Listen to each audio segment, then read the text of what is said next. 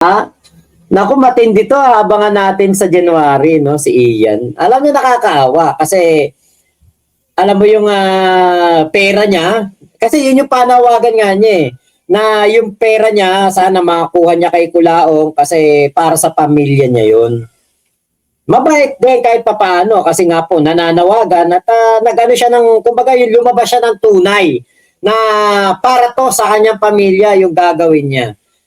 Napaka ano no, napaka kumbaga isang katapangan 'yon yung maging mapagkumbabake.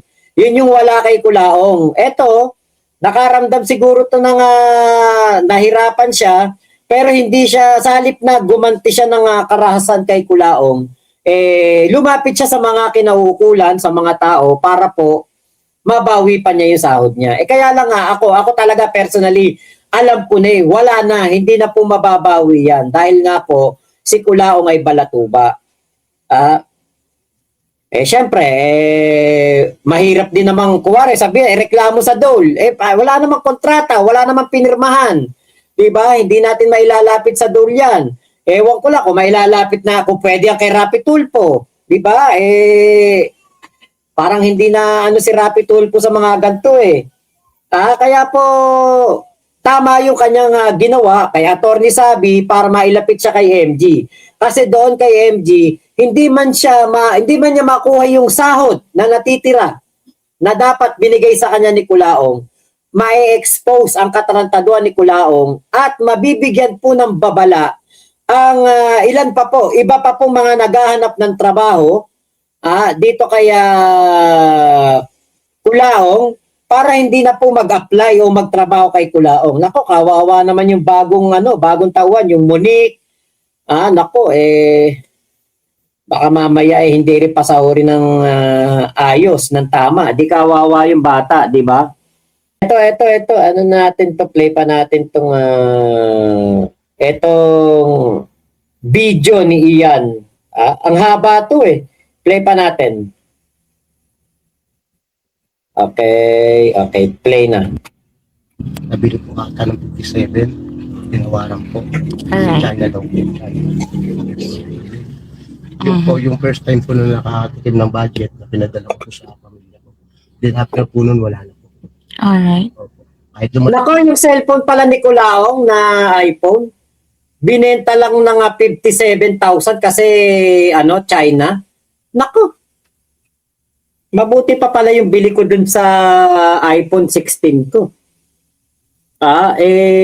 Yun, 84,000 cash yun, fully paid. Binili ko sa sa may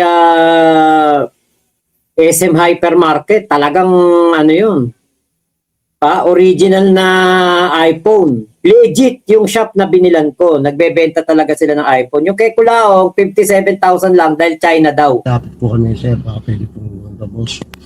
Sahod tayo sa YouTube pagkakaroon. Doon lang po pinasahod si Ian. Doon lang nakaranas ng sahod si Ian nung binenta yung iPhone. Kita nyo kaya hindi nagsusugal si Kulaong. Wala ng pera. Hindi totoo yun. Excuse me po. Hindi totoo na siya kaya hindi nagsusugal, pinipigilan niya yung sarili niya, nire-rehabilitate niya yung sarili niya, hindi po totoo. Kapag nakahawak ng pera si Kulaong, sugal kagad na nasa isip niyan. Ganun lang po siya. Wala po ibang buhayan, ma'am, sir. Oo, marami na. Alam naman namin yun, kaya nga nagtataka kami, paano nagkakaroon siya pa ng tao na katulad niyan, nung namili yata ng Jollibee, kasi kaya siya nagpakain ng Jollibee kasi nung 24 ng gabi, nagpakain ako ng mga tao, mga 200 people. Hindi po niya, ma'am, tapatan kayo. Oo, tinapatan niya, kaya nag-Jollibee siya. Buto po sa kanya, hindi naman po sa pagdaan sa inyo, ma'am. Legit naman po kayo. Narinig ko po sa live na lagi po kayong binabanatan. Lagi na talaga ako binabanatan. Crush ko nga daw siya. Malaki daw po ang gusto nyo.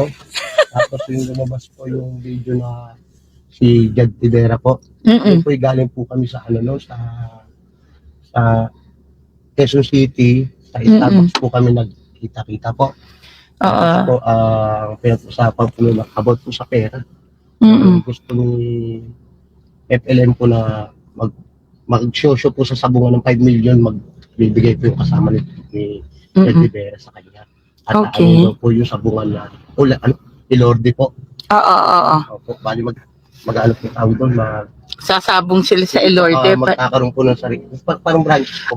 So magtatayo sila ng Opo, parang opo, Elorde. Ilorde po. Ang nangyari po, hindi po pumayag yung, parang nag-isip po yung kausap niya. Oo.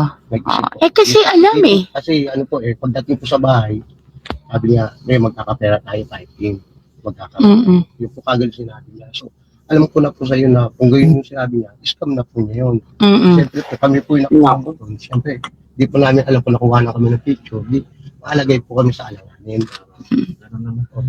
Oo. Eh, nang natakot lang po talaga kami nung, one time po may pumunta po doon na taga-Tarlac daw po, nahanap po siya para magpa-picture. Mm-mm. Pumasok po sa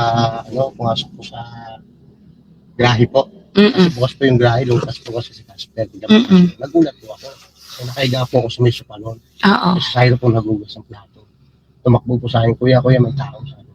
Hindi naman po ko makalapit. Kasi kilala lang na po ako, sabi sa akin, ikaw ba si Ian?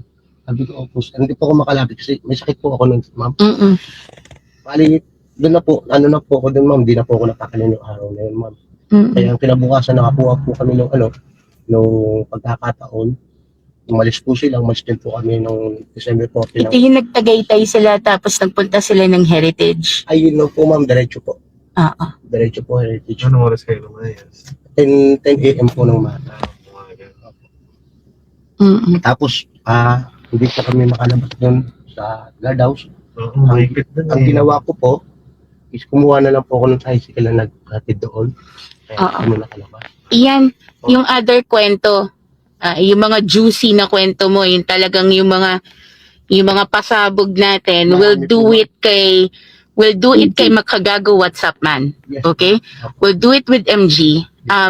For your information, isa ako sa mga abogado ni MG and gusto talaga kitang tulungan. Kaya kita minit ngayong gabi.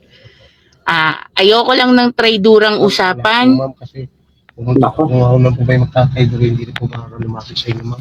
Tama. Nako hindi pwede mag-trader si Ian. Nako abogado yung kanyang kaharap. Kung mabuti ka, tsaka hindi ko po ibibigay ang address ko, ma'am. Very good. Tsaka Sige. Kakilala lang lang to. Tsaka kakarnihin kita. Hindi kita binibiro. Kahit na ang ganito lang po kami hirap, nalaban po kami ng patas. Napunta lang naman po ko rin para magtrabaho. Wala pong ibang ilangan. Alright. We'll do this properly. We'll sit down. Kung ako sa'yo, gawa ka ng statement mo, isulat mo para meron kang guide kapag umupo ka ng one-on-one kay MG. Hindi naman po sa malilito ko kasi totoo naman po kasi yung sasabihin ko, sir, ma'am. Pag-umupo ko, sir. Kung ano po yung sinabi ko, yun lang din po sasabihin ko. Yun lang po ang totoo, wala pong dagdag. Yun ang totoo, yun ang tatama, yun ang totoo. Kasi kapag ikaw, nagsasabi ka ng totoo, hindi ka malilito eh. Hindi ka tulad ni Kulaong. Sabi niya, year 2000 ba? Ninakaw daw niya yung makinilya ng kanyang nanay. Tapos biglang binawi. Ay, hindi 19 ganito. Nalilito siya. Bakit? Kasi nagsisinungaling eh. Gumagawa ng kwento. Sabi niya, parang 7 taon ba siya ninakaw daw niya yung mangkinilya ng nanay niya. Tapos binenta niya 2,000. Ikaw ba 7 taon naisip mo na ba magnakaw sa nanay mo? Kaya alam nyo, yan si Kulao, kaya nalilito yan minsan sa kanya mga kinukwento kasi nga nagsisinungaling. Gumagawa ng kwento eh. Akong bawas. Yung affidavit na pinapirmahan ko sa'yo, sinabi ko dyan, for your protection also, na kapag may nangyaring masama sa'yo, 2 tao lang ang pwedeng sumakit sa'yo, pwedeng pumatay sa'yo. At yan ay si Norman Mangusin alias Francis Leo Marcos at si Casper na ang pangalan ay Edmundo Soner. Pero may tawag pa rin po sa kanya sa Metro San Jose, Ingkong po. Ingkong. Okay. Lahat yan. Nakalagay naman sa nakalagay naman dyan sa affidavit na pinapirmahan ko sa iyo. Ma'am kay Sir MG, lahat po ng Walang tawag dito, walang yung may caption, wala eh. Ayan nyo, i-upload ko na lang po ng ano to, ng bukod para mas maliwanagan po kahit malinaw po ninyo marinig yung sinasabi dito ni Ian. May lalabas ko na po. Kahit po yung nagpunta kami ng Isabela, Right. sasabihin ko na po doon. I want this exclusive, ah. I don't want any other vlogger or anyone from the group to have an interview with you. Okay? Opo, ma'am. Sige. Uwi ka na rin kasi late na rin. Tsaka alam ko kailangan ng pamilya mo yan, ha? Thank you po, ma'am. Sir. You're very welcome, ha? Ingat po. Kapag may problema, you let me know. Opo, ma'am. Thank you po, ma'am. Alright, Ian, take care. Okay. Ingat din po kayo, ma'am. Sir, Ikaw din, ha? Okay. Pero alam nyo, hindi dapat matakot si Ian eh. Bakit? Kasi si Kulaong, walang lakas to. Wala pong kahit ano to na ano na kumbaga masasabi mo na kayang gumawa ng masama. Naku, wala. Malabo yan. Kahit si Casper, hindi kikilos yan. Takot yan. Bakit? May attorney sabi na. Oo, sige. Bye-bye.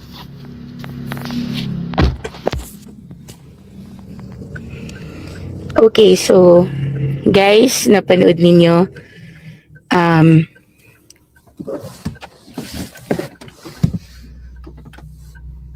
Andito pa siya. I think naglalakad na siya pa uwi. Kawawa din eh, no? Kawawa Tingnan nyo inabot nga kay Kulaong. kung saan pupunta yan, kung may sasakyan na kotse yan. Kapag may ibang galaw,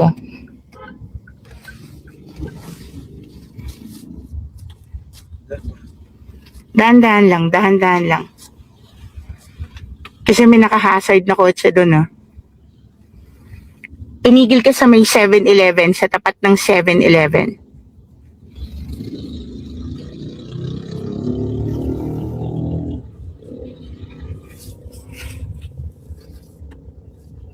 Galing to si attorney sabi, ano? Talagang ano siya. Sigurista din eh. Baka nga naman mamaya pakawala ni Kulaong, di ba? Oo.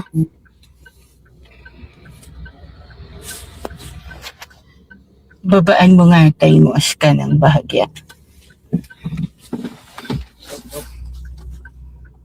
Ayan. So abangan natin dito kay MG yung mas in-depth na interview. Yun talagang talagang matinding interview na magbibigay talaga ng ano dito sa kay Ian. 'Di ba? Oy, Showbiz Gaming, shoutout sa iyo. Kamusta yung channel mo? Okay. Boss Mac, please na ikaw sumagot. Na-block ako ni Norman. Ang tanong ko lang naman ay, kung pinanganak ka na mayaman, ba't nag-crudo boy ka? Hindi nga po pinanganak na mayaman yan. Hindi rin po yung pinanganak na sobrang dami ng pera. Naguhuling nga lang yung nanay niya. Nakikitira nga lang yung nanay tatay niya doon sa Bulacan-Bulacan eh. Kinabahan yung Ian nung sinabi ni attorney nakakarnihin kapag naghudas. Oo, kaya hindi na maghuhudas yan. Okay. Yung kasama niyang babae sa van na, nabasa na pala natin yung kanina. Okay. Grabe naman, hindi pa nababasag helmet niya. Ano ba nagawa sa kanya nun? Ewan ko ba ate, si ate Det talagang ganun yata no? Kailan ka sir nagtrabaho sa Bawan, Batangas? Nako, ang tagal na. 2002, 2003, 2004, mga ganun. Kasi ano yun kada bakasyon ng high school, nag-ano ako, nag-checker ako dun sa ninong ko sa Batangas, sa Bawan. Taga-Tagaytay yung ninong ko. Malapit lang dito sa amin ang bahay noon. Pero kapag bakasyon, sinusundo ko nun sa Santa Maria, nagche-checker ako dun sa quarry. Sa may Rosario ba yun? Rosario, sa may Aplaya Boulevard. Meron dyan dati kinwari diyan kami nagquarry dati. meron parang ginawa dyan na construction, parang, basta nakalimutan ko eh. Naalala ko dyan, basta meron kaming sinusumingan dyan, yung Rosana Beach Resort ba yun? Kapag Sabado ng half day ang trabaho. Half day lang ang biyahe.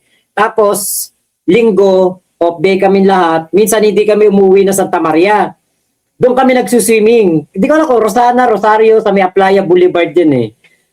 Ayun, naaalala ko lang.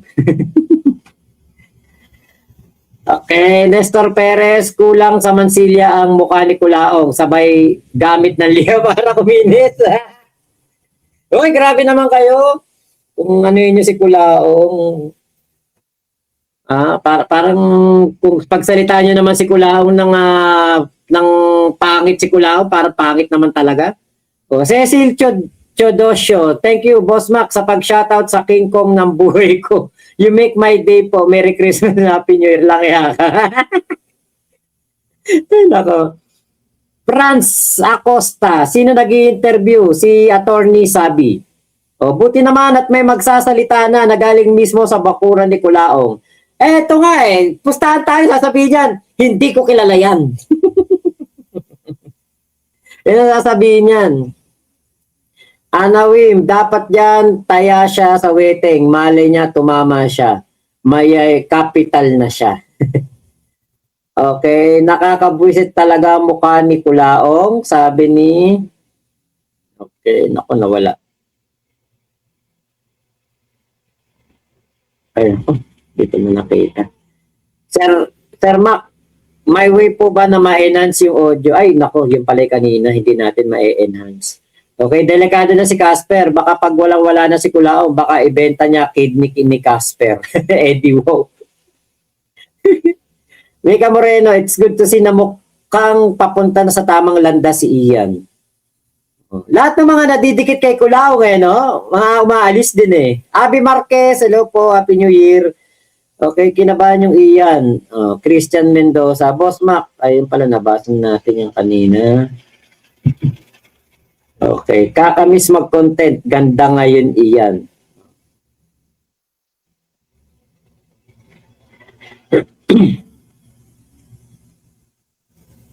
Okay, White Trend, mga videos nito, BG ko tuwing naglilinis ako ng CR galing ng mga patawa. Kaya lang, nawala daw yung channel niya. Stock Espiritu, shoutout po. Richard Mansilungan, sino ba yung Ian? Eto po yun. Yung may bilog po. Yung may bilog ang muka. Ayan. Yan po yung Ian. Tauhan ni Kulaong. AI daw yan. Nakakaawa. Sa likod nito may tatay na tinanggi. Kaya hindi na ako masyak na tanggi sila lahat. Tama. May Alcantara pustahan si Casper na next niyan. Totoo yan. Ayaw na ni FLM strike. Galit sa AI. Iyan, anong amoy ni Kulaong? Nako, amoy ano daw po? Amoy kulugo. Just walk. Yung sa video ba ni MG, totoo ba yung hindi. AI yun. AI yun. Ay, nako. Showbiz Gaming sa susunod, pag play ka ng video ni Kulaong, i-crop mo, hinto-hinto, wag isang diretso. Talagang madadali ka nun.